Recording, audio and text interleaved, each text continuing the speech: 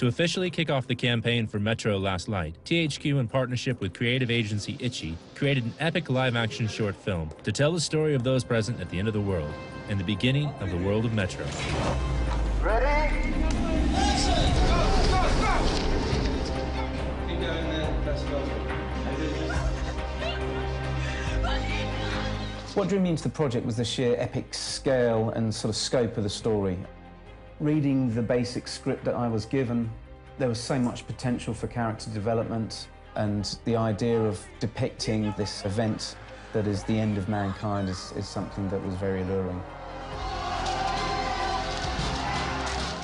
When we were looking for a director to pick up this piece, we were really after someone that understood the necessity to create this bleak vision of a near future, and something that Jim's treatment really brought to life was another level to our storytelling, and he just got it completely.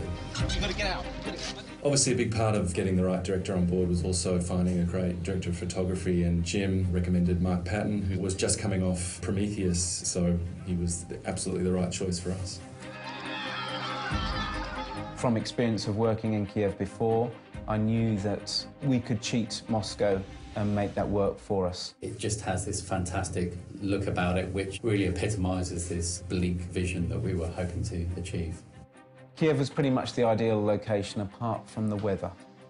Extreme cold meant that we couldn't stand still, we had very little time to think, and on top of that we had to throw in 100 extras, car stunts, rampaging through the streets. But through planning, we actually got away with a lot in the time we had. We also invited a lot of people from 4A to help add to the weight of bodies. And in actual fact, I think we cleared out most of the office. Yeah, that was a lot of fun. The third day was the hardest shoot. We shot for 22 hours without stopping, which was pretty incredible. We had to shoot in 3 locations, including being on the Metro Underground system at 4 o'clock in the morning. The Ranger's costume is based on Artyom's character. I really enjoyed developing that because that's toys for boys. You get to sort of build guns and knives and create uniforms. It was a real process of exploration to design and make his weaponry and his outfit as close as we could to the character in the game. Take your time. One happy accident we had while shooting was the fact that the Metro commander happened to have a child who was the exact age we were looking for the baby. So in the film, the baby that is passed to him is actually his own son.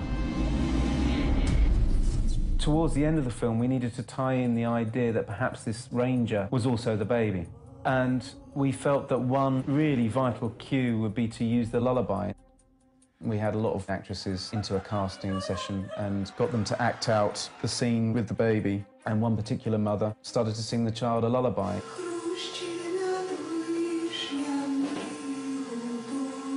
And it was so moving and emotive that we knew immediately that that was the woman, and we were going to use that in the film. The Mother's Lullaby was one of those things that no matter how much you prepare, how much you plan, some things just come along and they absolutely click and make perfect sense.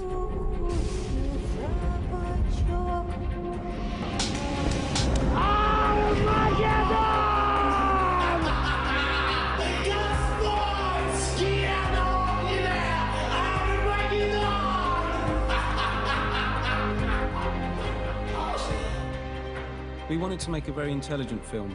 It's nice to come to your own conclusions and to make your own assumptions on what might be happening.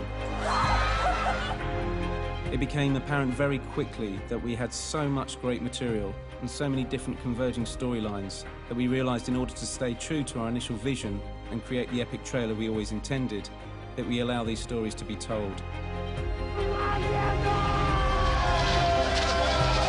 I think we did that very well.